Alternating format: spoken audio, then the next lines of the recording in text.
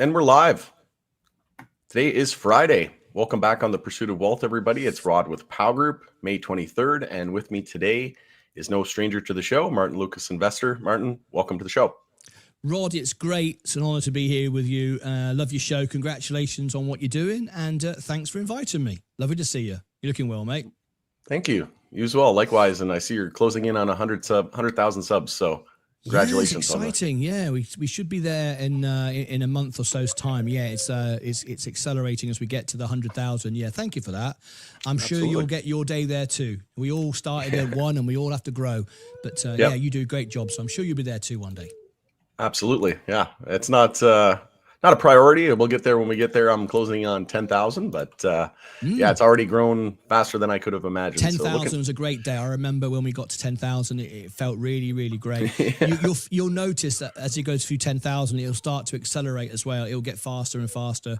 And you're right. It's not about subscribers. It's about quality and value and what you provide to your audience. Yeah. However, it's I like to always drive myself with anything I can to it that inspires me and gets me out of bed and gets me fueled up in the morning. But yeah, you'll notice once you go through 10,000, you'll get to 20,000 quicker, and 20 to 50 will be quicker. And as long as you keep providing content that people want, you'll keep growing. And I'm sure you will. Yep. Yeah, I remember getting to 1,000. It felt like an eternity. So it's been. We've all been there. For the first year and a half, I spoke to nobody. Exactly. When I first started doing this, I sat here and I talked to absolutely nobody at all. And it was very, very difficult. But you've got to keep going. And absolutely. Yeah. Well, I'm looking forward to our conversation today. I've had lots of questions about Virgin Galactic, and I've been covering them really ever since you brought it up on one of your shows. Whenever I was on, you had me on there, and I was very intrigued. It looked like an MJ stock, to be honest with you, whenever I looked at the chart, and I saw lots of opportunity. I've been following Virgin Galactic for a few years, right? Especially like in the initial hype wave. But I thought it'd be a great time to have you on and just kind of go through some of the fundamentals of the company, get your thoughts and opinions on it. I know you said you don't own it, but I think it'd be cool for everybody to hear your story. And yeah, just if anybody has any questions as well, obviously this is a live stream, so we'll jump into the chat. We've got quite a few people online here at the moment. So welcome everybody. We'll jump right into it. So how did you hear about Virgin Galactic originally, and what was it that appealed to you the most? Well, it was the stock that actually built the channel. Actually, when you start off, you need something that you're passionate about, interested in, something that is niche that no one else is doing well. You want others to do it. People often focus on they want to do things that everybody else is doing, like Bitcoin, for example. But actually, if you focus on something that you care about, interested in, and others are doing, it's better, because there's nothing great about doing something that nobody else is covering, because it means nobody else is interested in it. So there were a few people doing it, but not very well, I didn't think. But I did it because I was interested in it, because I started off being very much interested in space, because my godfather was Kenny Baker, the man inside the robot, R2-D2. So hence the name Martin Lucas, my stage name, was given to me because of those connections when I was younger. So I was always involved in space and excited about it. And one day I'd like to fly with Virgin Galactic, and I will. And so I started to look at it. Now, unfortunately, it came out of a bull market, a bull run out of COVID. Everyone was buying everything that was sexy and exciting. Tesla went up, everyone got excited, and everybody was buying space. They couldn't buy SpaceX, of course, being private, unless you have a special arrangement, which you can, of course, get. But, you know, everybody got excited about space. And I've also worked for Sir Richard Branson, too, on the experiences. As the world piano man. So I'm familiar with the sort of Virgin setup and how it all works. And I got excited about it. However, I bought right at the top because I was just learning how to trade, how to invest. And everyone knows I lost more money than I've ever seen in my life. I lost 35 grand on Virgin Galactic, bought it at $70, which is now like $1,000 in the new money, whatever it, or near enough, whatever it is. And it just kept going down and down and down. And of course, I dollar cost average, like everyone tells you to. However, there needs to be more than that, than just saying dollar cost average if you're just catching a falling knife, right?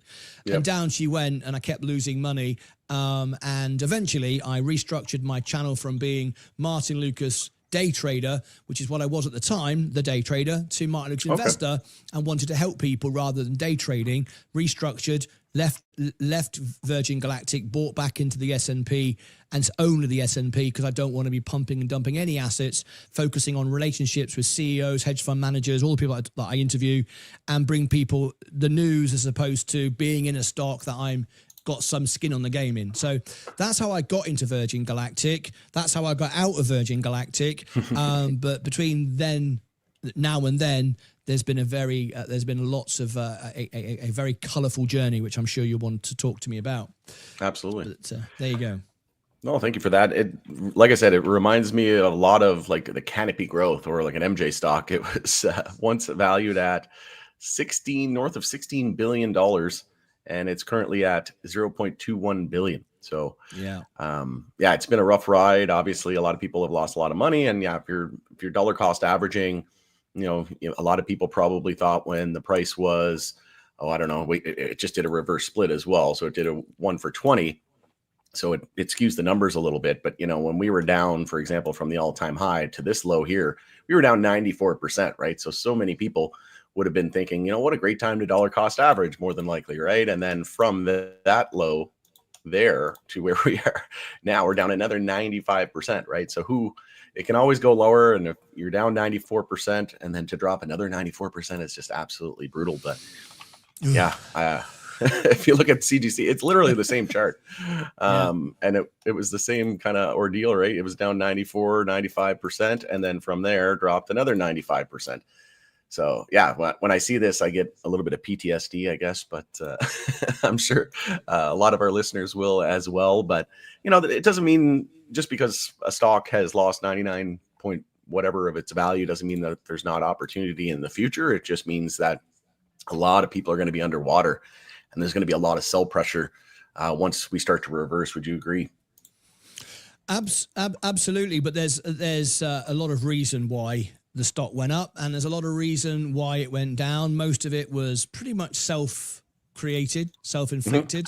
I know I had lots of interviews with the company, and I've got lots of history with this, and this is of no surprise to me. Still think I still see a great opportunity going forward. We've had a bit of a short squeeze. It fizzled out. People took profits too quickly. It could have really taken off, but it will do next year. I'm very confident that we'll see a big rally in this. But it is a very high risk stock. High risk comes high reward, of course. So so we all know that works, but I don't think the management have done a good job, and we took part in that. So you might want to talk to me about that. Yeah, that was one of my questions, and so just to be clear, so you own the stock, you lost about 35,000 on it, sold it, and you don't own any at the moment, correct? Absolutely correct. I don't own any stock. I only own the S&P. Doesn't matter how good something is. My show is about just providing information and showing that everybody that I own the S&P, so I can tell. I show everybody when I buy the S&P for macro conditions. I'm warning everybody today what's happening with what's going on in Europe and Apple. Yeah. And no, I don't own any position other than the S&P. But be fully clear, I am fully invested. I've got $10 in my Bank of America, £10 in my Lloyds Bank in England. Every penny is invested. All my margin is used, and financing. I couldn't be in any more than I am. I started with $5,000 and I'm now at $400,000 invested. So it'll be $500,000 by the summer, and I'll be at $1 million easily by the end of the decade. So this isn't small change. People will see me do a $1 million trade. I've done 25 trades, 25 wins after I reformatted my portfolio only in the S&P. But yeah, I'm fully in.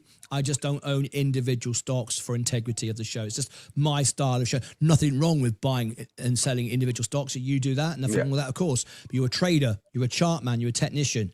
You're showing people how to do that. Sensei, our technician, it's the same thing. He trades individual crypto and stocks. I am a news media channel, so I'm entertainment and I'm bringing the news. So I don't own and trade individual stocks. Yeah. And you never know, that might end up on like a Coinbase one day, joining the S&P 500, and you'll own it It could be a while. Yeah, it's funny you mentioned that actually, because one of my favorites is XRP. I know you're interested in XRP as well. Yeah. This whole industry is on the verge of absolute explosion. We've been covering it from the beginning. I used to own it, XRP. So it's quite funny when I get attacked for, oh, you don't own XRP, you don't own crypto. Well, I owned it before most people did. I had it at 38 cents. And I'm not in it because of the reasons I've just given. But yeah, it was quite funny because a few days ago, Coinbase entered the S&P and everybody went, oh my God, now Martin owns crypto. And of course I do. And the reality is I actually think that XRP, sorry? And a lot of people would, right? It's yes. Officially mainstream now. I believe Coinbase and Ripple, when it finally goes public, will eventually go to the top of the S&P, right up there with Apple, be the Mag 7, if you like, whatever that would be called. And then everything will be transformational, and I will own more crypto than most of my audience added together, because I will own it right at the top of the S&P. So put that in your pipe and smoke it. For those of you who don't think I own XRP or crypto, there's just a different way to own it. I believe in the networks. I've always used the phrase on my show, be a king at the table rather than scratch under the table for trading the coins like a cattle market. I've never seen any evidence that Brad Garlinghouse, and we know this, we've covered it live, and the CFO live on the show, that had no interest in the price of XRP. They're looking at Ripple, the banks, the networks, how it actually works, rather than scrambling around, trading cards with each other. And they've often spoke about that. So I will own it when it owns the world, and that'll be for the S&P. That's why I'm acquiring as much of the S&P now as I can. So I'm actually a long-term crypto investor, even though I don't own it. Exactly. Yeah.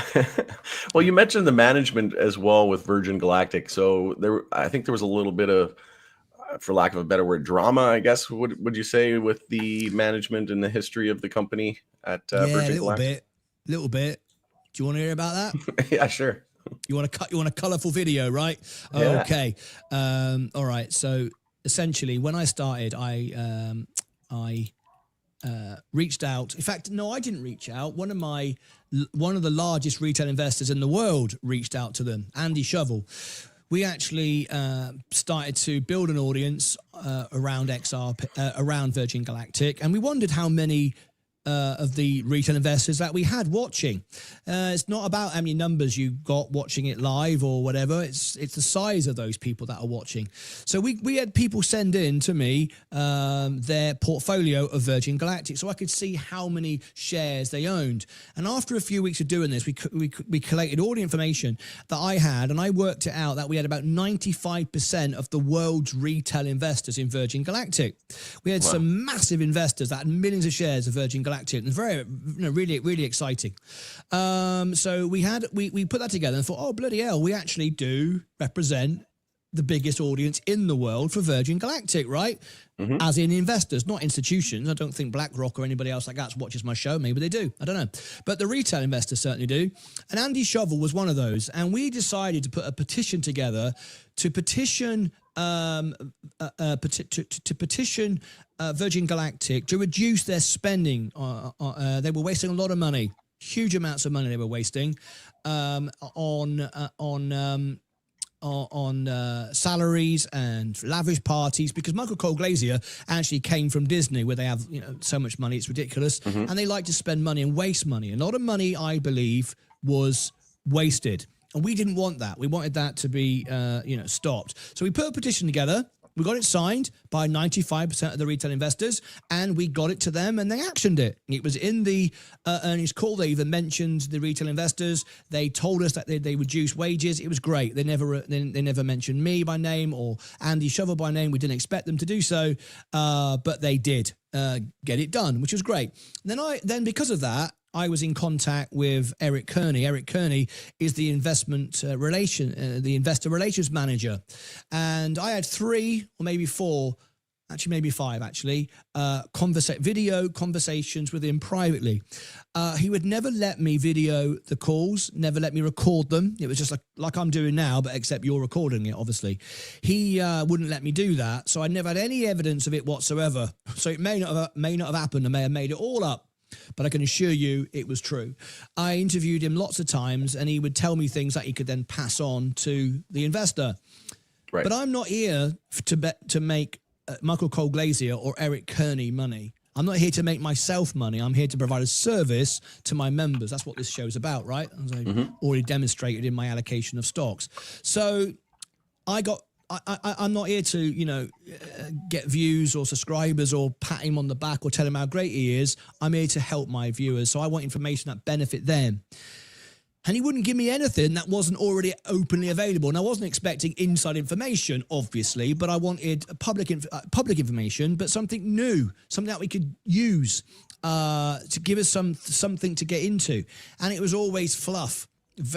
I did not like the guy at all. Very fluffy, very woolly. And he would often talk about GameStop. He was actually at GameStop during the big squeeze with Roaring Kitty, right? He was on the marketing team. So he'd often speak to me, you know how big YouTubers can actually get involved with us. I said, look, if there's a short squeeze, I'll report on it. But I'm not going to be in pumping it like Roaring Kitty just so you get money, so you can then dump it on my audience. I'm not interested. Because we all know how much Roaring Kitty made, but most people lost all their money, right? So I'm not interested in that kind of thing. I love the business. I don't like your management style and what you're doing, and people don't like you either. The way you the contempt, the management towards the retail investor. I said, we represent 95% of the audience, and you don't regard what I'm doing as important at all. And they didn't. And what I mean by that is we covered every flight, every earnings, every event for 4 years, and we still cover it all now. And I had to get the telemetry from different apps, when they went to space to see the height and the flying and all the rest of it. But I said, wouldn't it be great if you provided me with a link up from your control center so I could air it? Because you don't do it. You do a rubbish job. Much better now. They've improved massively. But at the beginning, they were like Virgin Orbit, out the back of a back shed. And we saw what happened to Virgin Orbit. It was rubbish. Their presentation, the information was rubbish. Business went bust. And I know I had phone calls from people, which I cannot tell you, that were trying to save the company, that would have saved the company. Virgin Orbit did not need to die. Branson got in the way, took his money out and saved it for himself. It could have been saved. And it was lost because people didn't believe in the company because the presentation was awful. And people went, presentation's not important. Yes, it is. Presentation is everything. You got to present your business to your investors. So anyway, Virgin Galactic were terrible. No one liked it. The investors were sick of it, losing all their money, nothing to say.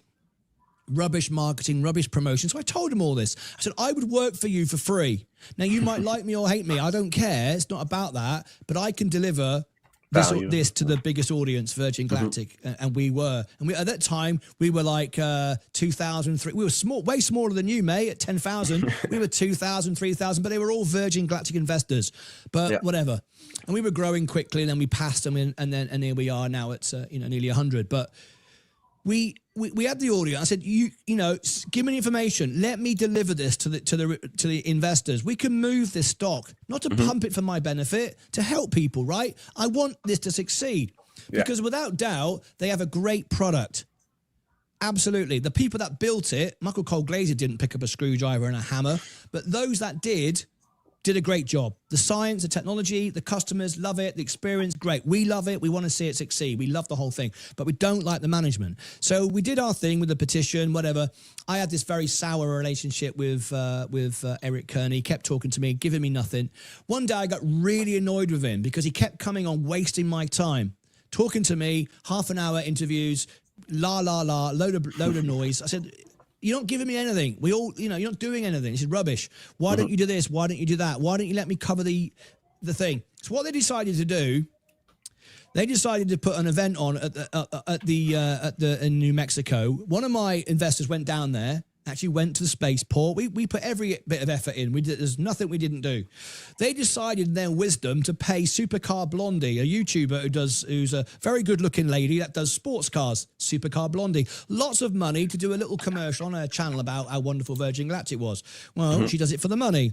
Doesn't care about Virgin Galactic. She took the money, more money wasted, nothing happened. Rubbish video, got seen, got dumped, made no difference. I said, I'll do that for free. They're not interested. I said, that's up to you. I wrote the Virgin Galactic song, so Richard Branson even played it at breakfast. Actually played it at breakfast, my own song. So I know how to, do songs, and my world piano man's career, and so on and so forth. They discredited that. They didn't care about that. All right, fair enough. Then they decided to do an event, and they paid stupid money for stupid stuff. Then they invited a Facebook page with like 10 followers. Because this young girl, she started a Facebook page, no followers, but she wrote them a nice letter. Oh, I love space. And they invited her down. Didn't invite me down. Ridiculous. So off they went, and I said, what? They just do not want anything to do with me. One of their pilots reached out to me, their test pilots. And he was talking to me, and we had a great relationship. I said, tell me all about the company. I'm excited, whatever. And I mentioned it to Eric Kearney on my next interview, which was the next day. Eric Kearney, I told him all about it, and he said, well, they're not supposed to be giving it. I said, we're just chatting privately. Yeah. Next day, blocked. He said, and on my next meeting, he said, oh, well, he obviously didn't want to talk to you. Rubbish. I said, I only follow 3 people on my X. I don't do follow for follow, and I've now got like 4,000 followers. I don't do the follow for follow. People follow me because I engage with them. It's real, right? Yeah. And he engaged with me. He was a good bloke. I was talking to him. You told him, didn't you? You told him to block me. No conversation with Martin Lucas. He denied that, but I knew for a fact he did. Right. Bloomberg learned about the story. They were very unhappy with what's going on with Virgin Galactic. Bloomberg wanted to speak to me. I did 3 interviews with Bloomberg. Spent hours setting up a broadcast that was going to go out and talk all about Virgin Galactic. They said, we have to allow Virgin Galactic the time to respond. Okay, great. Let them respond then. 24 hours went by, and this was a very, very timely report that was coming out just before the earnings. And the information I had wasn't good for Virgin Galactic, so they had to give them time to respond, but they didn't. They kept putting it off and putting it off and putting it off. Didn't want to react to it. Just don't react to it. It's what they do. So I contacted my contact at Bloomberg and said, pull the interview. I made sure it was in my terms and conditions that I had to say to run or pull the commercial, the report. And they said, oh, you're going to get loads of subscribers. I said, I don't need that. We get subscribers because we provide good information. I'm not going to be played around with by Virgin Galactic. If they can't be bothered to respond and they're trying to hide something, which they were, I said, then fine, sod 'em. I'm not putting the story out. Oh, it's a really good interview. It's going to be great. You're going to get loads of followers. I don't care about the followers. I want to do what's right, and I'm not going to be blackmailed like this. So I pulled the interview. Interview never went on. So here we are today. Price kept going down. Unnecessary, weak management. They reverse splitted the stock. Didn't need to reverse split the stock. All they needed to do was promote it in a much better way. At the time, they were rubbish at it. Much better now. Their earnings is great. It looks really good. But they wouldn't let me, give me the telemetry so I could really do a good job. We still did a good job, I think. We had it all visually set up. It looked great. We had all that going on, but we could have done better. Anyway, so I've not got much good to say about the management with Virgin Galactic. I think they've let the retail investor down. They're more focused on themselves and what they can get out of it. They pay themselves in shares and all this kind of stuff. They can own more and more and more of it for less and less and less. And when it goes up, they make tons of money, right? Whereas the retail investor gets shoved and lose all their money. So I've got a big short interest. You know more about the technicals than me. I'm talking to the people. You talk to the charts, right? You can see all of that. And we had a bit of a short squeeze going on at 26% short, which is quite a lot. It's excessive. It's not GameStop 100%, but we did get a bit of a pump on it, and then it straight away dumped. Now we do think there's a great future. Delta is definitely going to happen. It's just around the corner. The biggest investors are still in. They've been buying more. They're not selling. They're happy. They're not happy with the stock price, but they're buying more. They're staying in. They feel confident for the future. And when we deliver Delta, which we no doubt will, then the stock will undoubtedly take off. It's going to be really, really great. Of course, we always have to remember though, what if it blows up? What if there's a crash? Well, of course, we're not like an airline, a regular airline, where we can afford a crash, and there's one in every million. Yeah. We crash once, it's all over. The stock is just too weak. So, Yeah. you've got to bear that in mind. But assuming there's not a crash, I mean, in blowing up, not the stock market, then we should be good. We got good news the other day on the earnings because they told us that they bought their parts ahead of tariff. So there's no tariff news because we were all worried about, okay, the parts are going to cost more money. They bought ahead. They're just assembling now. There's going to be a fleet. It's going to be efficient. It's going to be great. It's going to be the first proper space tourism business in the world. So the entry to the barrier to entry is extremely high. So that keeps competition out. They've got it all going on. There's no competition with them, with Blue Origin and SpaceX. They're completely different, a lot more expensive. No one's going to do that.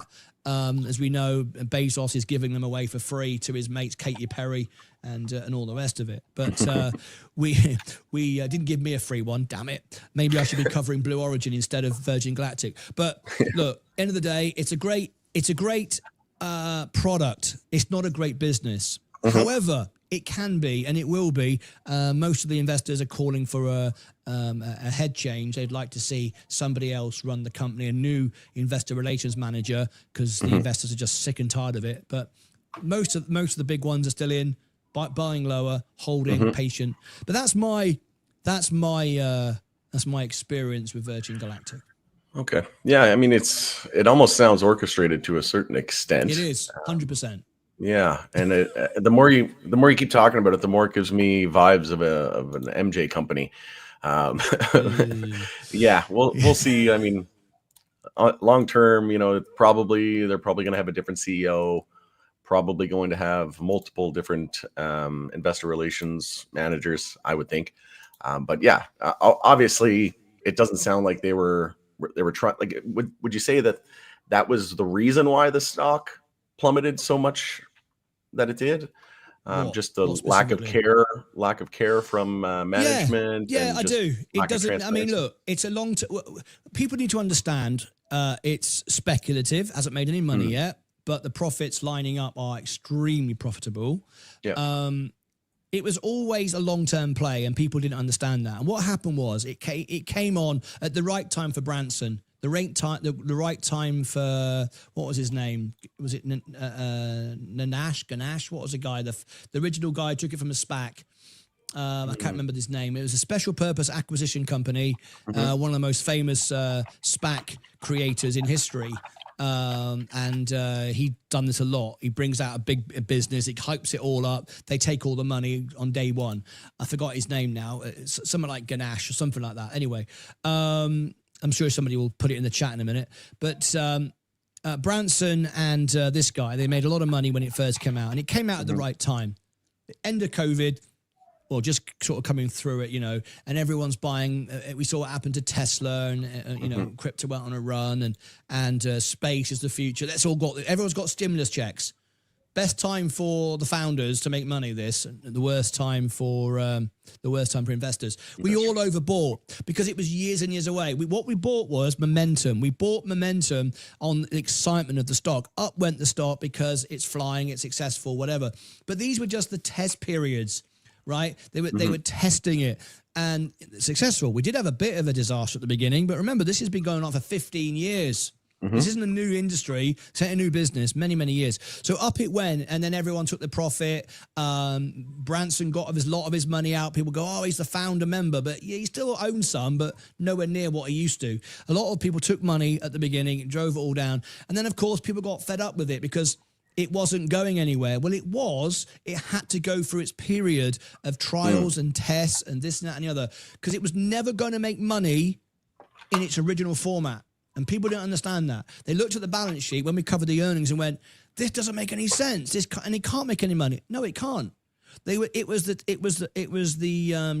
concept vehicle, if you like. It was a very expensive vehicle that, had lots of repairs and costs, and it would never make money. It was all about building out the infrastructure, building out the technology, so then they could move into Delta. Delta is the new fleet where they can then start flying regularly, like a regular airline. Regular flights at a reusable craft, much cheaper, much more profitable, and so on. Now we've sold all the tickets. It's great. In fact, ticket prices are going up. It's all good. Everything is great. But it takes time. And no one's got patience in a sexy stock. You know that. You cover Tilray, right? Hey, everyone wants to make money now. And they don't understand it goes with the wheels of government. And I warned everybody of this because I have connections at the White House press room. And I told you, and I know you reported on it, there was a little bit of news, a little bit of a rumor. Oh, it's exciting. Someone's going to do something. And it didn't it didn't happen again. Well, I knew that because I speak to the people that are actually there. And I keep telling people that there's no will. I know you might get a little bit of news now and again. Oh, it's exciting. But the Democratic Party had a will to do it. It was one of Kamala's things, and then Trump said, "Oh no, we're gonna be pro that sector as well." I try to not to use the words because when I use it on my channel, it gets them. The ads get turned off. So our favorite C word. Anyway, so he said, "Oh no, we're going to do that. We're going to be all behind that." And, oh, great! So we can be Republican and still get that done. Brilliant. Let's vote for that then. And of course, it went flat. And now Trump's more focused on changing the world order. That's his main thing. He hasn't got the time for this. And the people that talk to him, and the people that talk to them, and then people that talk to me say, "Look, no one's even focused on this. I don't care what the headlines say. No. So maybe one day, but it's why it's going sideways." So. It's a similar sort of thing. So, people get impatient and then they all sell because there's nothing going on. And there is some reason to do that because if you park your money for 10 years, even in a stock that can go up 1,000%, if you've waited 10 years, you might have earned the money just by buying the S&P if you sit around for 10 years, obviously, right? So people get fed up and they've sold out. And now is a really good time to buy Virgin Galactic as long as you believe it will deliver. And there's no evidence to say it won't. And you don't need to break the bank or anything either, right? You don't have to invest your life savings into a stock like this, right? It's so volatile that, even, a few $1,000s could be life-changing if you're right about the investment, right? Well, yes and no. I'll say what I mean by yes and no is like people often focus too much. And I think this might be what you're alluding to, the way people see it. People look at a stock and go, "Oh, it's $2 or it's 10 cents. Shiba Inu, 0.00. I can buy 1 billion coins. This is great."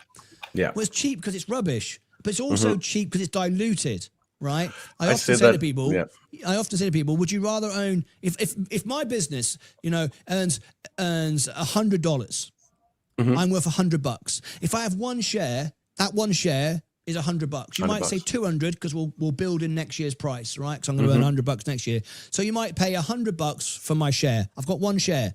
If I have 100 shares, they're $1 each. But you're still buying the same business. It's how much money and how much of the pie you buy. I can have 1 billion shares and now they're all 0.0001 cent each, but it's still $100 business, right? So the business is the same. It doesn't matter what the price is. It is always going to be what it is, right? So people get excited because, it's cheap now. It's $2. It's this and whatever. I would rather buy it for $20, knowing it's going to 100, than to buy it for 10 cents, hoping it survives because I don't lose money, right? I'm not interested in that. So, yes, it looks exciting, and you can buy all this. You can buy a rocket business for a few pence, and you get all excited. But you got to work out, what do you own? How much of it do you own? So if you, like me, I like to own businesses and keep them and never sell them, right? That's what I do. So I would like to own Virgin Galactic, right? And me and 5 others could buy the whole company. I've got 4 guys, millions of times bigger than me, right? Yeah. And we said, should we get together and just buy the whole thing, just buy every share and never sell it? So we could just buy the whole thing, right? Then you own the business. You're an owner, and then you let it grow, right? And the stock stabilizes because no one's selling. Now everyone thinks, bloody hell, this is good. Now everyone piles in, right? Great, brilliant. So I don't think it's attractive now because it's cheaper. It's the same business. It hasn't got any cheaper. In fact, it's got better value. It's worth more now because we've completed Delta. We're on time. Everything's exciting. We're going to fly. We've sold the tickets. We're going to sell more. Blah, blah, blah. All good. It's worth more than it was when it was $70. Right. And that's why I always say too, like, price is an illusion. It doesn't really, again, if you liked it at $100 or whatever, it's done a reverse split. So everything's all skewed now. But, if you liked it 2 years ago, you should like it even more now. But because of the price being absolutely demolished, people think it's a garbage You stock, should right? It's like not it worth it. more Yeah, now as long exactly. as it's performed as the business is better now, Exactly. not because the price is cheaper. Yeah. And I So mean, yes, back a few years partly. ago, right? They're not like you said, they're still not making any money. And we knew that it was going to be They probably do bring in money. They don't make a right. profit. They They don't bring make in a money. profit. Yeah, if I share my screen here, they actually had a big beat. They beat in terms of Yeah. revenue, almost double. Every quarter's been better than the one before. Yeah, That's what they're you look still for, right? losing. Yeah, still losing quite a bit of money, but you know, uh, I don't think anybody was surprised by that. Like we weren't expecting them to turn a profit. Very very quickly. It was going to take time. They just mentioned in their recent earnings that they're going to be doing future astronaut sales in Q1 of 2026. So it's going to take some time, and just like it reminds me so much of the MJ space because people they look at a company and they think they want that instant gratification, right? They want for it to go to the moon, no pun intended, yesterday. But at the end of the day, the company's not expected to make any money for a few years, similar to the MJ industry. And the reason why I bring that up a lot is because that's majority of my viewers. But yeah, you have to factor that all in, and the stock was absolutely overvalued. You can't downplay that, and they're not making any money. So the higher it goes, that irrational exuberance means the harder it's going to be, harder it's going to fall, right? So There is that, and then there's the fear: will they dilute when they make more money? Because yeah, they don't want to dilute right now. and they're I not don't making think money yet. Yeah. No, they don't need to dilute. I don't think, but people are always fearful of that. And the trouble is, there's people above at these prices that are waiting to take some money out. They've lost faith in it. So there's that. Mm-hmm. So you short squeeze into it, and then everyone dumps it, and that's what happened the other day. We did have a bit of a short squeeze go on. It pumped up a little bit, and it could have kept going, but everyone went, "Oh, okay, I'm back at my wash now, so I'm going to get out," and down it goes again. It doesn't get the chance to take off. Mm-hmm. And to be fair, we're 6 months away, but institutions now are paying close attention to this. It's looking good. The environment is right. The administration's right. The government's right for this. Everything's in place for this. It just comes down to whether you want to be in this business. I always like to use the phrase "buy like Buffett." That's what I do. I go all in, and I go when I feel it's right time to buy. I just go all in. Yeah. There's no half measures and dollar cost averaging. I focus on making money and buy again in the future, but I'm all in now. So Yeah, and they did do I the am reverse tempted to split. buy, but I can't because of the policy of my company. Right. And you mentioned the reverse split. So and then institutional investors, I think, again, I'm not advocating for the reverse split or anything, but it seems like everything's kind of lining up at just the right time that in order for them to gain that institutional interest, it would make sense for them to do the reverse split because if we're at 370 now and it did a 1 for 20 reverse split, the price is only at 18 cents. So realistically, most institutional investors can't buy it unless it's $5 plus. No, true. So, we're not far from $5 now, meaning that institutional capital could flow in really any week now versus if it was at 18 cents, we could be waiting years potentially. Yeah. I don't think when they did the reverse split, though, they didn't need to. There was plenty of opportunity to promote the stock in a way that would have been strong management, but their management is weak.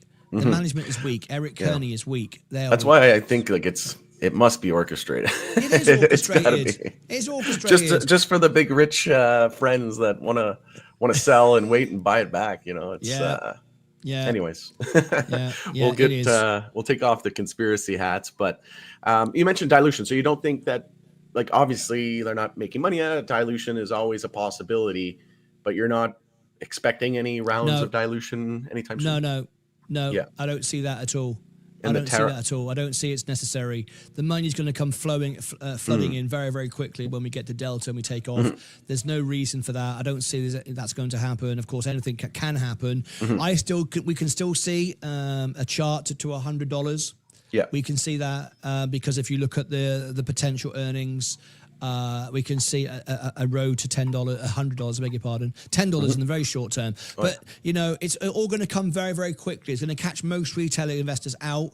But you don't want to be on the earnings call the day they say We are flying tomorrow because the institutions will already know the day before, and you'll already be out, and it'll all be over.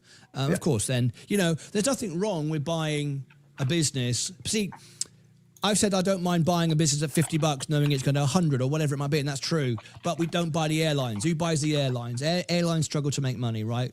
So if you're going to buy an airline, this is the airline of the future, you want to buy the airline before it mainstream becomes an airline, right? This is the time to buy it.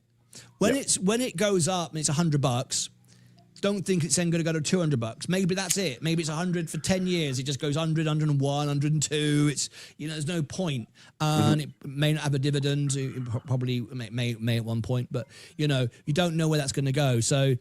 It's just the same as when Warren Buffett bought Coca-Cola. He went all in. It wasn't making any money. You got to identify a great business and buy it before and own it and be the owner.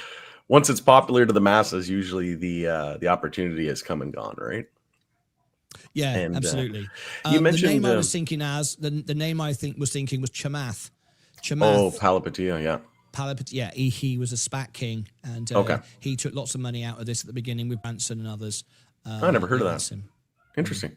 Yeah, and you mentioned on the topic of dilution, if their parts weren't sourced before all of the tariff bit, they might have had to potentially tap the equity markets again, right, and do another round of dilution. So the fact that that's no longer a concern is probably a good thing. The only fear you've got is, can they deliver? Well, they have delivered. Yeah.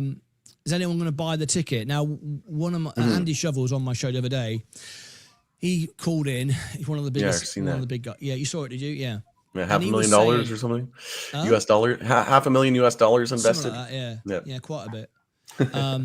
He's one of the smaller ones, but he's in the club of the big ones. If that makes sense. He's like you, only instead of the S&P, it's SPCE. Yeah, similar. Yeah, similar. But there's about 5 of us who could buy the whole thing if we wanted to. But anyway, he was concerned about the backlash that Katy Perry got. And we did that in the first part. We were bearish at the beginning. Then we completed the conversation and said about actually we're now bullish overall. We did the 2 parts, and it was a concern because some people are a little bit worried about like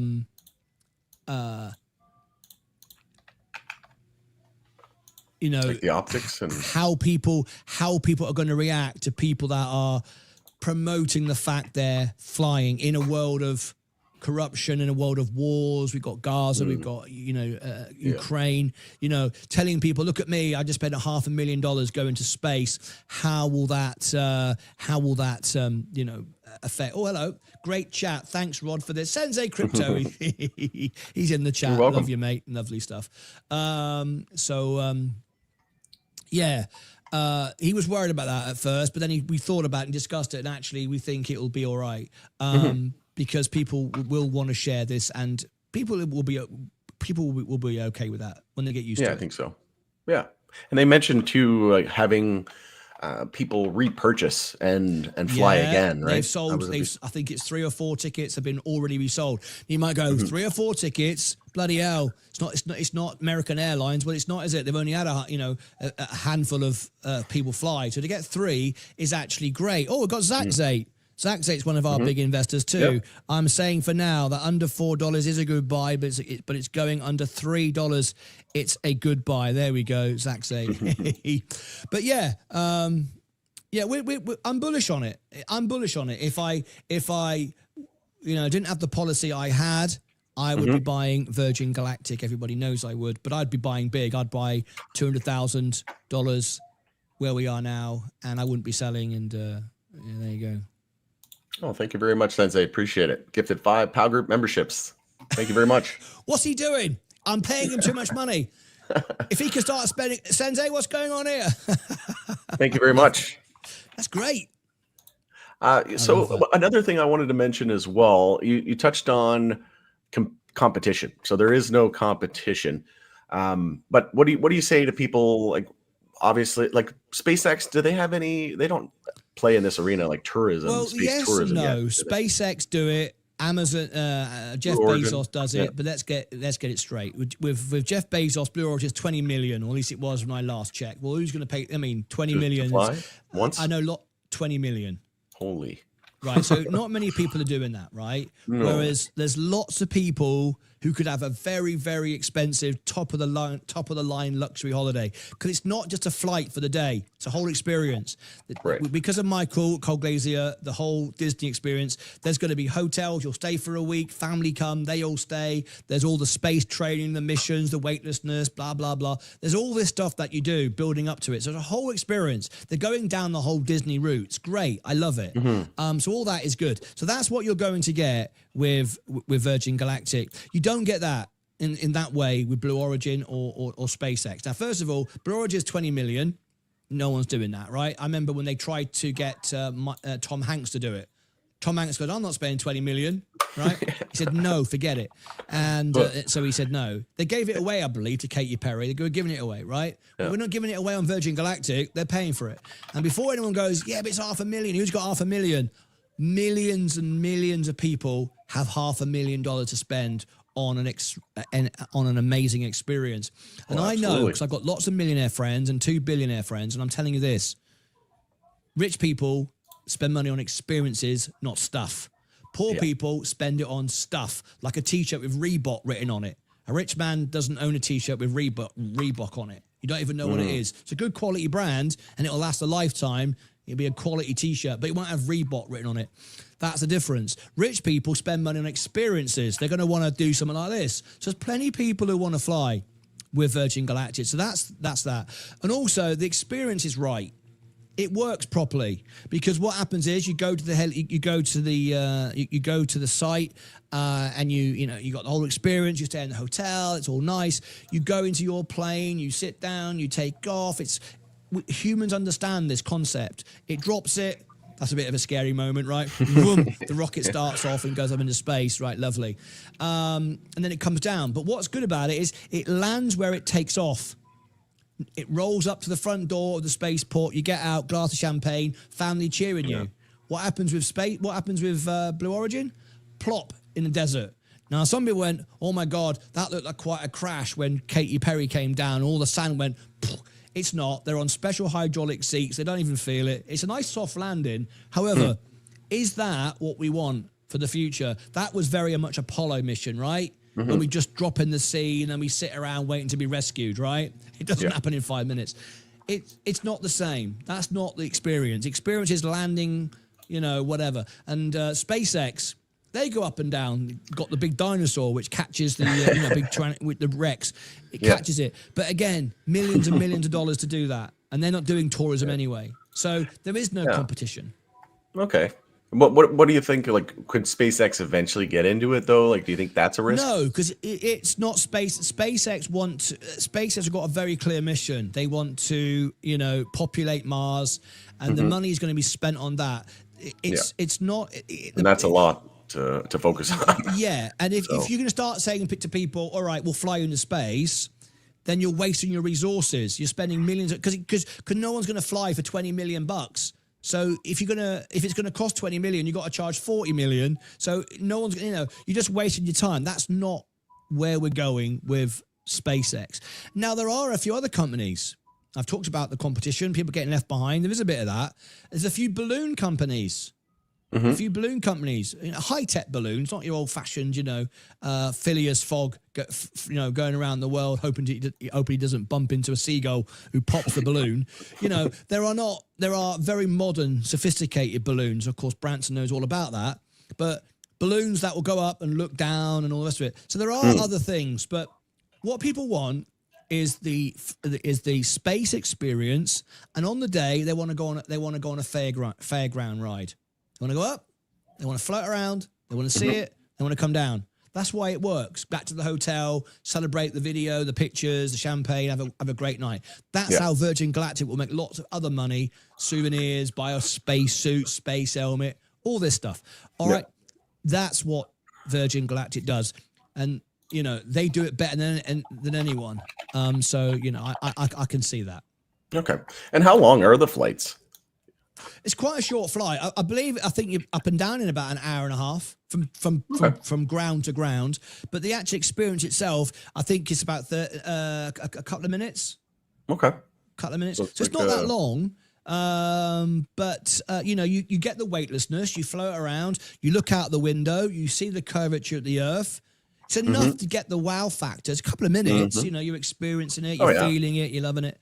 But I think that's enough. I mean, if you think about it, you know, if you went on a fairground ride for the thrill, you don't want to be sat on top of the roller coaster for 3 hours.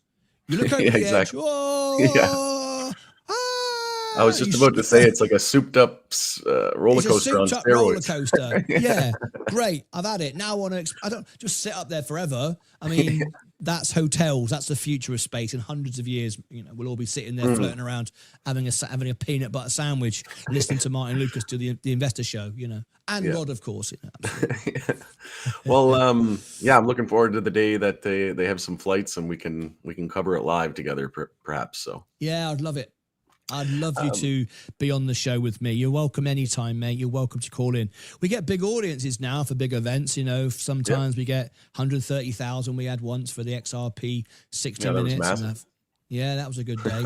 Yeah, call in. It's quite cool that Sensei and Vaz, they love it when you get, you know, because it's like, wow, there's 100,000 people watching live. Ooh, Wembley Stadium, you're like a rock star. It's great. It's awesome.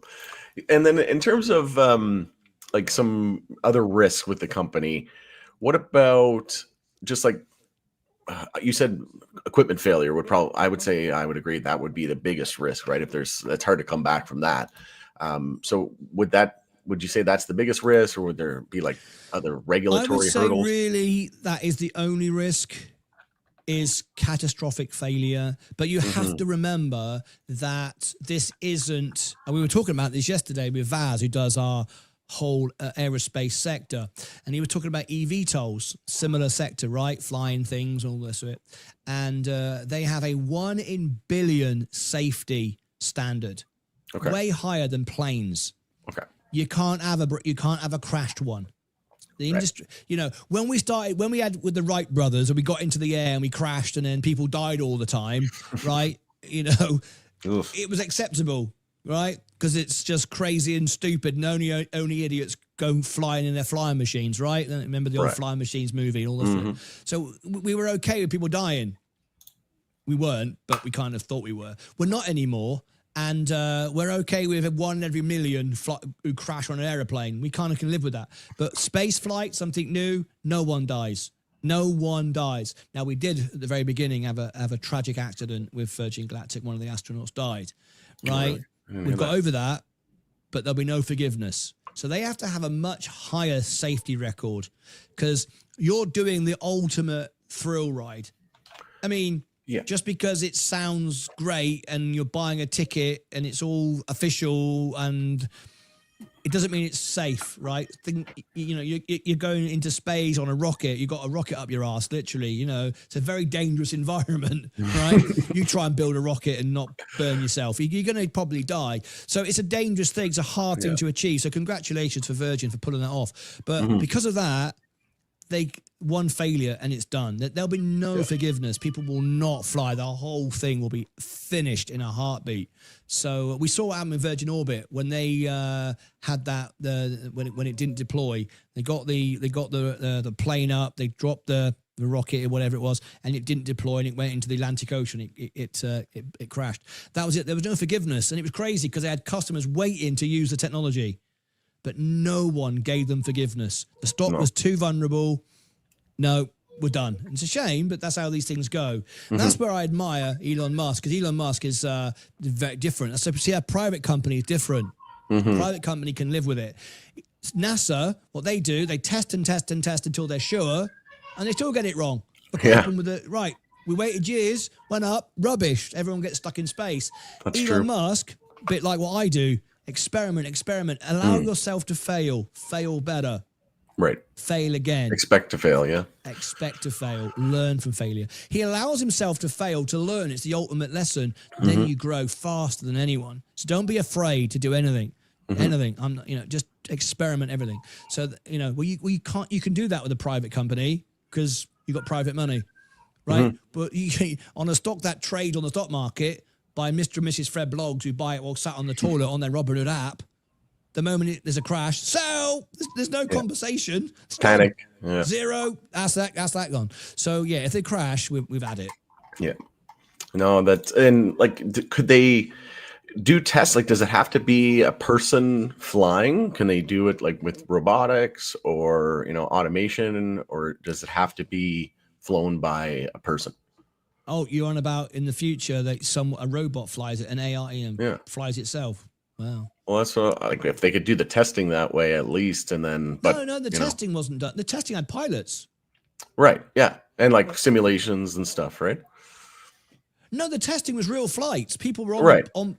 But they've done the simulations, like thousands and thousands of simulations as well, right? Yeah, of course they are. But you're saying, could they fly the rocket without people flying them? Yeah, that's my question. I guess that's down the line. But would you want to go into space when it flies itself? Well, I just mean like for the testing, like for all the initial flights, just so that people can see, like, hey, it's gone up, it came back down, and but that would be a whole new technology that they haven't even built. So no, I mean, we've got the craft working. It works. We've tested it. Loads of flights. Everyone's been successful. We're good to go. We don't need to be doing that anymore because that's what costs money. Is the test flights cost money. We've got that. That's ready to go. And now we can just get passengers flying. We've had passengers flying. We've had passengers on it. But now we're going to put passengers on it where it's much more efficient. They can fly regularly so we can make money from it. Gotcha. And Jim Losi would like to know, would Jeff Bezos and Elon Musk be interested in buying Virgin Galactic? What do you think about that, Martin? Would Jeff Bezos or Elon Musk be interested in buying space? No. It's tiny, insignificant for them. Not interested in it at all. They might buy shares, but they wouldn't buy the whole thing up. No, they wouldn't just swallow it up and it'd become private. No. Yeah, buying the entire business. Buying the whole business. No, they wouldn't do that. That would be no interest to them at all. This is a tiny, tiny business in comparison to what they're doing, and what they're doing are different missions. They've got different objectives. You've got to understand what the objective is. The objective of Virgin Galactic is not a day trip flying into space and back down again. Yeah. You think it is? Exactly. That isn't what you're buying. What you're buying is the experience around Virgin. Virgin are already planning on different spaceports around the world. One of them's near my house in Cornwall. Another one, I think someone says in Australia that they're looking at one. So basically, if you go up into space and you look out the window and go, brilliant, look at that. There's New Mexico, there's America, because that's where it is now, right? Oh, look at that, lovely. Wouldn't it be great to go, I wonder what it'd be like to go over England and look down in London, the island in the middle of the Atlantic Ocean, the North Sea, just brilliant. How cool is that? You could see the whole of Europe, and wouldn't that be brilliant? Amazing. It'd be amazing. Exactly. And they've got people who want to do that for that reason. So there's a community they're building. So people will want to be part of that space. I'm an astronaut community. And where have you flown? And trust me, people with money like to go, oh, I've done the other one. Have you tried the one over in Australia? You get to see the Great Barrier Reef. It's great. Oh, I ain't done that one. Oh, I need to book that one then. And that's where the future, that's where the money is. Yeah. Yeah, you segued nicely into my next question. And right before I get into that, Raging Guns, Jeff Bezos, Elon Musk, Donald Trump, they're all friends. Well, one thing you'll notice about all of those is they're all billionaires. So typically billionaires are friends with other billionaires. That's just how it works, right? It's like me and you, mate. There's not a lot of them. It's like me and you. We're in that club, aren't we? Me and you, Rod? Yeah, we're well on our way, if not already.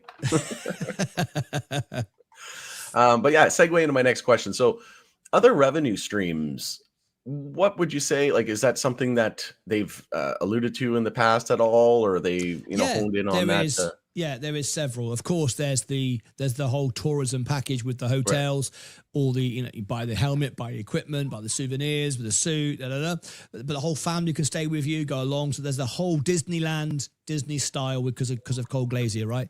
But yeah, there's also research, and they charge more for those tickets. Those tickets are much more expensive.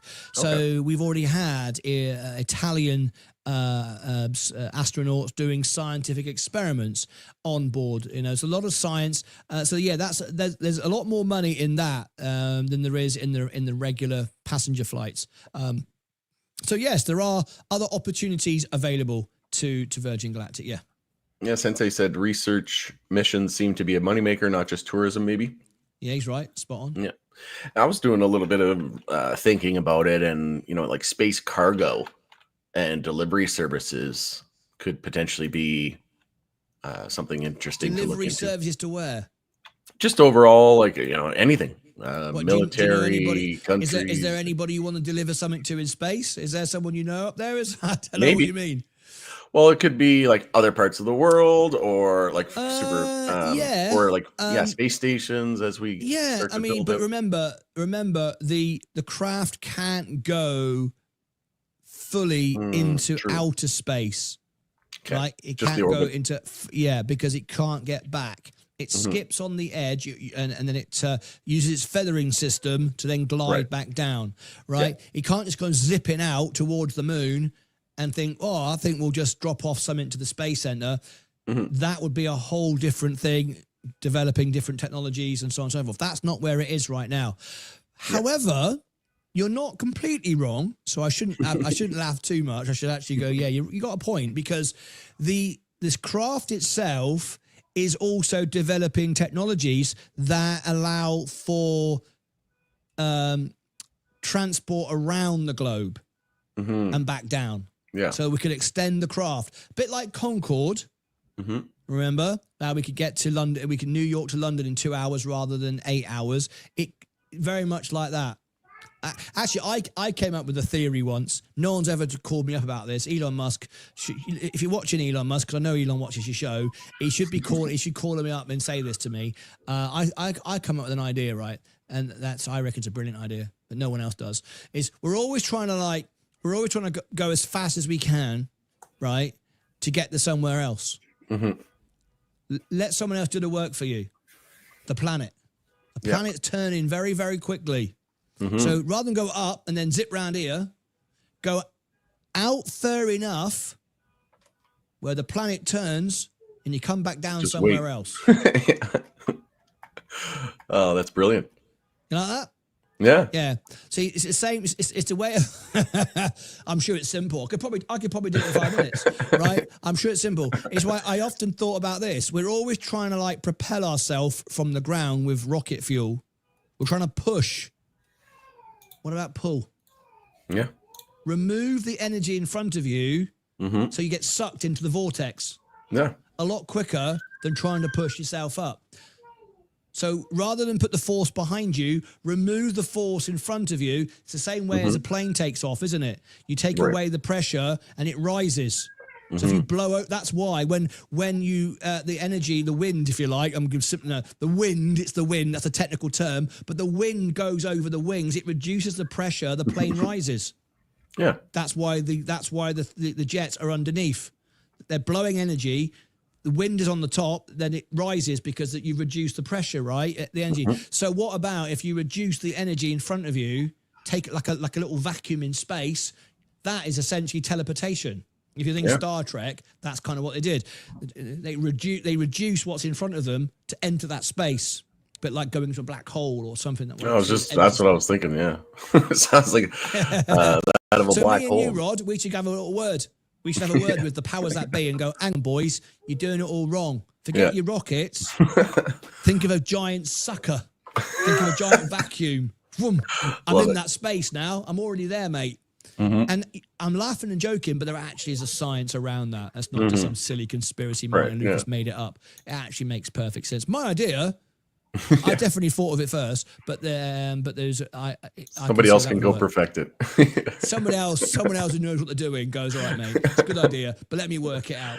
Yeah, but you're nicking my idea. Do I get any benefit? No. Anyone can say that, mate. Yeah. Sensei says physics. So you're right when you talk about the technology. If we can get into space efficiently, because remember, to get into space is expensive. The rockets use lots of fuel, right? Yes, we're now at a reusable level, but it's still very expensive. Hence the price, $20 million for Blue Origin. So if we can get in efficient using planes, which is what we do, the mothership, then it drops the rocket, and the rocket just goes whoop up a little bit. Now we're in space on the Kármán line, right? Once you get into space, it's much more efficient to move around because you've already got past the gravity level, right? Mm-hmm. So then as you go a little bit further out, the world turns and then you come back down. So yeah, if you can maintain some time in space, let the Earth pivot, and then you drop back down in London. So technically, theoretically, if you look at the speed of the way the Earth works, if you go out far enough and then back down, you could go up in New York, come down in London an hour later. Yeah. And then cut down on fuel costs, etc. Brilliant, isn't it? Yeah. I want that. Oh, that's awesome. Well, yeah, it's a done deal. We fixed it. The comment there from Sensei, research mission. So yeah, I was thinking about like space-based research and development, but yeah, it might be difficult if you can't traverse too far outside the Earth, right? If you're just in the orbit. Well, that's where people criticize and they go, it's just on the Kármán line. It's not a real deal. You know, they're only on the Kármán line. But, you know, most people, and the Kármán line has been changed. People over history will say the Kármán line's here, then the Kármán line's here, then the Kármán. If you're to a human taking a trip for the day, if you're in space, it's black behind you on the back windows, total blackness. No, nothing, blackness. In the front of you, there's the curvature of the Earth. I know the flat earthers are going to go, oh, yeah, I saw it. Right. Right. You can see the curvature of the Earth. So I can see it. So it must be round. You can see it. And then you're floating around because you're weightless. That's what you regard as in space. You're in space enough. Because people go, you're not properly in space. You are in space. Remember, folks, space goes on for infinity. At what point are we going to say we're in space? I've got to travel 1 million miles before I'm in space? At what point are you in space? You're in space when you've left Earth's gravity and you're floating around and you can see the black behind you and the Earth's curvature in front. That's enough. We don't have to go on and on and on. We're in space. Get over yourself. But a lot of people get really frustrated about that. Oh, it's on the Kármán line. It's not really in space. It's in space. The Kármán line was created by a few scientists and it keeps being argued and it keeps being moved. Sometimes up, sometimes down. Yep. It's wherever you want it to be. And I'm sure, you know, you kind of brought it up jokingly about the flat earthers, but, you know, that might be a customer base, right? These people who are thinking the Earth is flat. It's like, well, one way to find out. We'll go up on Virgin Galactic. My experience in life, I'm a bit older than you, and I've traveled all over the world, is ignorant. I've never met a rich person that can buy a ticket on Virgin Galactic who's completely stupid. Right, they tend to be smart people, but mainly, right, unless they're a bank robber or something like that. But most people that have built their own money, like I have, I started with zero and I've built what I've got from zero to where I am today. You know, they've had to do something to achieve that. So they've got a level of intelligence. So anyone who's a flat earther, from my experience, tend to be people living at home with their mum in the bedroom, talking nonsense, actually have achieved nothing. I've never met anyone that's actually really successful, unless they are a flat earther running the organization, selling all the T-shirts to con it all the idiots who buy into it. So anyway, so that's my experience of that. Yeah, they might not have seen too much of the world, potentially. Correct. Jam Losi says, remember the crew that were stuck in space for more than a year and Musk brought them back quickly this year? I didn't see that, no. Yeah, we did. That's what we were talking about a moment ago with NASA, when I was saying that NASA spent years and years and years to develop their new craft to go into space, and when it went up, it broke, and then they were stuck there for a year, and then Elon Musk brought them back. And that's what I was saying about Elon Musk experiments, and he got the job done by failure rather than NASA, who spend forever working it out, and then when they do it, it didn't work anyway. So that's what Jam Losi is referring to, I think. Okay, gotcha. Yeah, well, that's a good story. Brian Bynum's here. Midnight Cowboy's here. Microgravity research. Yeah, another thing too is to be like satellite launch services. They might be able to do that. Well, that's who knows? That's what SpaceX?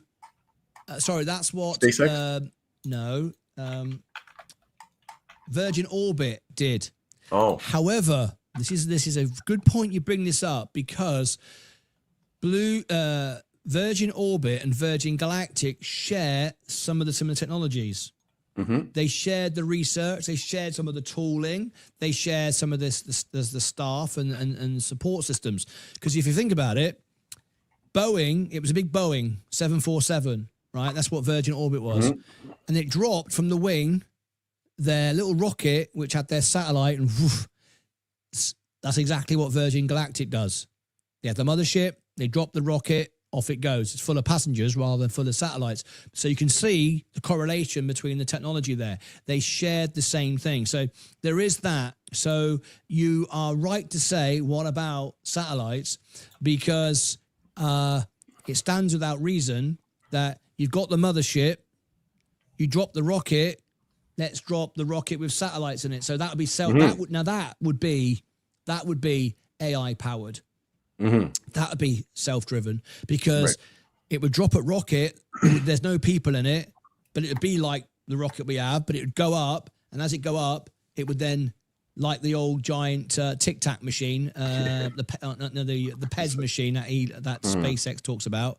It'd open its mouth at the front, and out comes the satellites, all the Starlinks. So you're right there to say there could be future potential, and that, in fact, on the earnings over the last 4 years, there's always been this hint of other things that can come next with the technology. Once you've got the fleet, why not?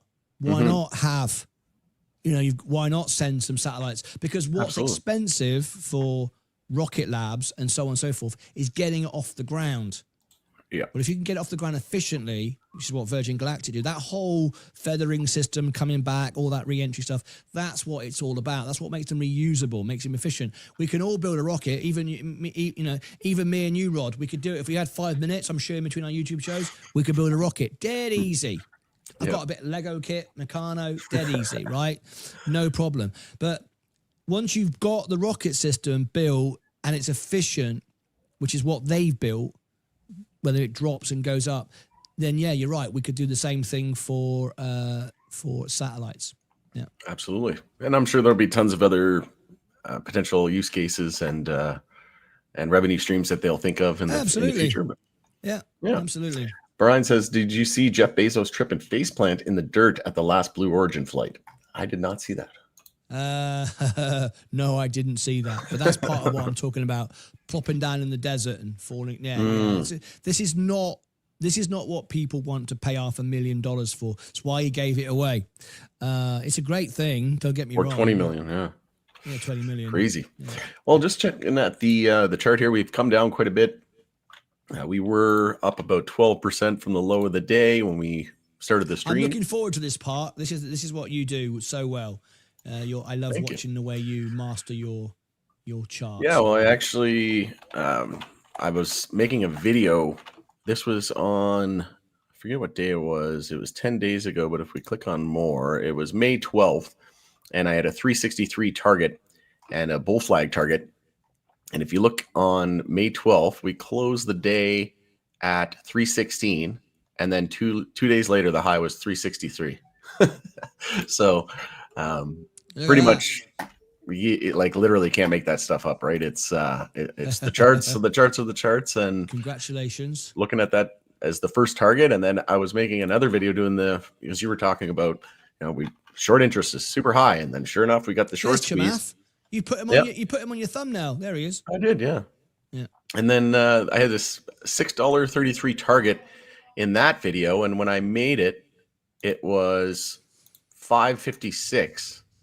And then, sure enough, as I was making that video, it hit that $6.33 target. It actually hit $6.64. But at the end of the day, when you're up, how much in a relatively short period of time? We were up 138% in about a week. You need to expect, it was like XRP, right? When XRP ran to $3.40 and basically was testing that old previous all-time high, and it did so in about a month. Well, you need to expect at least a 40-50% pullback, and that's what Sensei was saying a lot of the time was, 50% pullbacks coming. It's just a matter of when, not if, right? And same thing on SPCE. If you see that much of a move in such a short period of time, I said, watch for this thing to be down at least 40%. Here we are at 46%. We have our support trend line coming here. We could potentially dip down around 330, 340. We're pretty close to that now, but I would expect a pretty sizable move back to the upside here at some point soon. Would you agree? I love it. I love watching you do that. I'm fascinated by that. Yeah. Sensei does a similar thing. Yeah, the biggest thing for me was the monthly time frame as well. We hadn't bounced on the monthly really since back here at $8.19. We had gone 7 months without breaking the high of the previous candle, down 99.8%. So look at that volume too. That is something to behold. That Oh is the yeah. most volume ever. And we Yeah. still got a whole week left of this month. So usually volume precedes price, and we've been seeing massive volume in the stock. We also had a Pow Algo buy alert go off on this thing. It was looking fantastic, but we topped out right at that 50 weekly, topped out right at the 200-day moving average, and you can see huge pullback after testing that 200-day and the 50 weekly. But if we can get over a couple candle closes above that 50 weekly, we got some runway there till about $23. And then you always bring up the $100 target and potential. That would be the 200 weekly there at 107.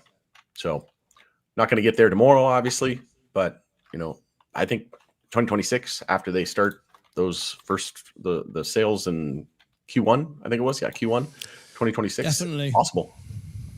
Yeah, I think it's going to take some time, but between now and first quarter of 2026, I think it's definitely possible.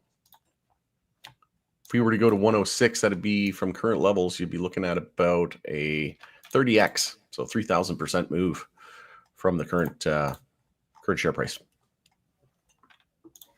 But overall, yeah, happy day. I did. I was just about to say, yeah, I do own a little bit. I did take a couple positions. I was slowly accumulating. I remember when you brought it up, I think it was back here when the price was, it was when we were looking at a potential inverse head and shoulders right here. And I'll just blow this up a little bit so that everybody can see it a little bit better. It was right here. I remember coming back on and I said, watch it top out somewhere around the neckline there around $4 and then look for a potential inverse head and shoulders. And it didn't see that come to fruition, unfortunately. So I was able to add it. I think I added around $3 was my first initial purchase, somewhere around like that 350. Then I added around $3 again, and then around 250. I didn't get it there at the low, closer to $2, but I've got an average of around $3 at the moment, and didn't sell any shares. It's just a smaller position. I'm holding it for the long term. I might even look to add one or two more times to be completely transparent with everybody, and obviously not financial advice, just my own thoughts and opinions, positions. But overall, I think there's a big move coming. We haven't seen on the chart, if you look at the weekly exponential moving averages here, we haven't seen a bull cross on those EMA since way back in June of 2021. So when that happens, this thing's going to absolutely rocket, in my opinion. But we're looking good here, in my opinion, over the next 6 months to a year. I think we could easily be back to that $100 area. But again, you have to factor in the reverse split, right? $100 is more like $5. Yeah. And again, this reverse split, I don't know. I have mixed feelings about it. Obviously a lot of people hate reverse splits, and there's pros and cons to everything. Definitely more negative than positive, but having that reverse very rarely anyone does well out of the reverse split. Absolutely. When they get delisted and all that, or potentially. And I think that's the whole reason why they created the reverse split, right? Is like, oh, well, we don't want to get delisted, so it's just a way for them to manipulate the market as they always do. It's weak management. It shouldn't have happened. But it did, and it is what it is. If they're raising funds or whatever, dilution is one thing, because we need more money to build out the business.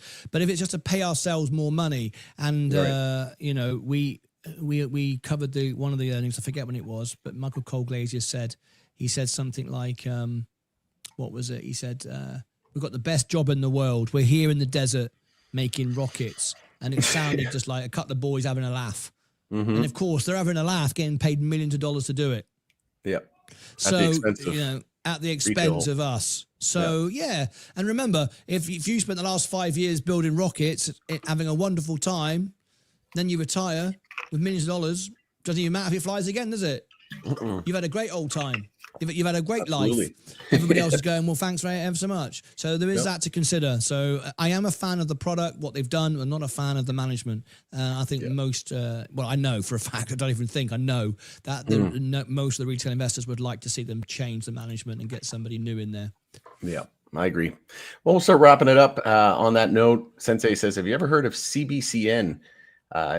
It's a crypto. I haven't heard of it. Is that the new one you guys were discussing, ZBEC, or just you want to get in the space of this one, mate?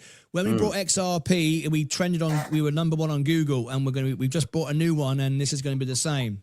We've got a partnership, or rumored to be partnered with XRP, to do with payroll. I love payroll. That's something I'm interested in, and we can see something very exciting with this one. And it's right in your wheelhouse. You're a chart man. You're a crypto man. There you go. Good tip there for you, mate. Oh yeah, huge move. Yeah, still relatively. Well, what's the market cap? 230 million. Yeah, still relatively new. Yeah. Oh, yeah. Just out. Just came out. Yeah, just came out. It's the information with XRP that fascinates us. Just over a year old. Something new. Yeah. Cool. Yeah, you're good for your channel too, because we went straight in #1, ranked for it, and we're not gonna let go. Even if you start doing it, we're gonna make sure that we say number. You could get to #2, but you'll never be #1 again. We're gonna hold it now. So yeah, jump on that, mate. It'll be a big one for you. It's a big one. It's gonna be great for us, and we're bringing something to people that I think is gonna be really exciting. So here we go. Eye on it. Yeah, right on it. A few 100%. Yeah, I'll keep an eye on it. Thank you very much for that one. Welcome. All right, we'll wrap it up. See if there's any other comments from the chat here. Can I give a warm thank you and to the warm welcome that I got from your viewers. When you first posted it, there were some comments under the video about me coming on your show, and I thought it was really, really nice. I'm not going to read it out because it's not appropriate, but the comments that were under your channel when you set it up were really nice from your viewers, your members, I think Raging Gun is a creator himself, and he was making some comments. Lovely comments. So I want to thank your community for such a warm welcome. When you go on someone else's channel, you never know how you'll be received by their audience, and so I want to thank Pal for your friendly welcome from your audience. Absolutely. And it was the same when I was on your channel as well. And we love you on the channel, mate. Everyone loves Rod when you come in. Thank you very much. You want to come in? You want to actually come in so I can promote this video for you? This should have 3,000 or 4,000 views on this video. So if you come in, and just let me know when, and you're always welcome, mate. You don't have to ask when. You can call in whenever you want. All right. Well, you just let me know. I'll point everyone to your video, because by then this will go out. Yeah, pleasure. Anytime. Absolutely. Yeah, I've said that many times too, that when I come on here and I look at the quality of the comments and the people, it's second to none. So a lot of channels have trolls and bots, and that's something that I work hard is try to keep the trolls and the bots out, and I don't think we saw one this whole entire time. Don't worry, that will come.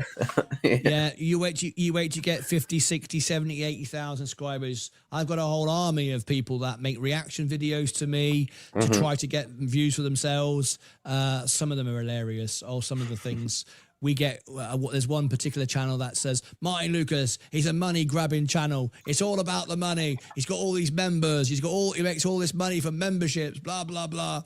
It's hilarious. The people will say all sorts. And I thought, yeah, only because you don't have any members, you'd love it. Would you turn them all away if you had them? People will come after you, and the bigger you get, the more people want to say stuff, and it's entertaining. Some of it can get quite unpleasant, and it goes too far and gets aggressive, and they piggyback off your success too, right? If they make a video with your face on it, the likelihood of people clicking on it might be. Isn't that what you've done today? Isn't that what you? Yeah. Good for you. The method to it. No, but that's what it's about, and help people. But the difference is, as long as you're respectful and everything, right? Yeah. Yeah, but the difference is, I like you, and I think you're brilliant, and I want to be on your show because I enjoy it, and I just want you to grow and enjoy what we do. It's wonderful, right? But when a troll's trying to discredit you, talking bloody rubbish just to try to get views, the trouble is they don't get any views either, which is stupid. When you do that, you don't get anything. I was reading a really good quote the other day, and it was about when you get success, you attract people who hate you, and the people that hate you attract other people that hate you. So now the trolls get like 5 or 6 people that they all have in common you. They all hate you. But but experience says that all the haters never actually like each other. And the quote is, see how powerful you are. Think about that. It's weird, isn't it? Profound, so I think it's much better to be supportive and build something either of your own rather than trying to grab on someone else. If you are trying to grow from someone else, then that's brilliant. Do it in a positive way, because those that are the people that you're referring to will want to help you. I mean, I want you to do well. You want me to do well. We support each other. We're not trashing each other. We can disagree. I can say, Rod, I don't agree with that, mate. As I didn't agree with the Tilray. I wouldn't touch it with a barge pole. You like it. You can see upside in it. I can't at the moment. I used to until the administration changed. So I was right there with you, but now it's different. So we can disagree, but I'm not going to make a video going, Rod's a stupid bloke. Flipping Canadians are all the same. Look at his face. He looks like a monkey. Anything just to talk The truth comes out now. I know. You're thinking, does he really think I look like a monkey? No, but just be nice. All in good fun. People respond to people being nice to you. Do you know what I mean? Yeah, and I mean, common sense in it, really. For me, it's it takes way more energy to be negative than it does to be positive. So, do you know, it's more muscles in your face to frown than it is to smile. Exactly. They say that. I read the science about that, but I don't agree. I don't agree with the science. I'm an Englishman. We love being miserable. Trust me. Smiling, that's hard work. Going, I'm bloody sick of this. That is easier. Definitely. That is easier. Being a miserable old sod is easier. So that science is rubbish. Gotta be. No, for me, it's just like, if you've ever been upset, if something, God forbid, something bad happens and you're in tears, you're crying, and it's like, if you cry for like 10 minutes, it's like, wow, I feel exhausted, Oh, yeah, so, bloody right. But for me, it's just at the end of the day, laughing life is can short. be exhausting too as well. If you laugh too much, we have live phone-ins where everybody will phone in. Oh, my stomach aches. We're like, I start crying if I laugh too much on the show. I'm crying. That can be bloody exhausting as well. We were talking about elves the other day and midgets, throwing midgets on a dartboard, all sorts of stuff. People going, oh my God, that's going to get clipped. He's going to be in trouble for that. But I was crying with laughter. Couldn't stop it. That's awesome. Well, at the end of the day, life is short, so make it a good one, and help us uplift as many people along the way as you can. There you go. That's what it's all about. All right. Well, thank you very much, Martin. I think we're good. Everybody else, thank you very much for tuning in, all of your comments and your support. Thank you, Sensei, for gifting the memberships, all our members as well. And to the Lucas Aids, really appreciate you all joining in and showing your support and love for Martin. And we'll do it again soon, hopefully. If you want, we can line something up. I'll jump on your show later today, or love to promote this video. Whatever. Yeah, perfect. Sounds like a plan to me. All right. Well, happy Friday, and hope everyone has a great weekend. Same to you, Martin. And thanks again. Until next time, take care of yourselves and each other. Brilliant. Take care, all.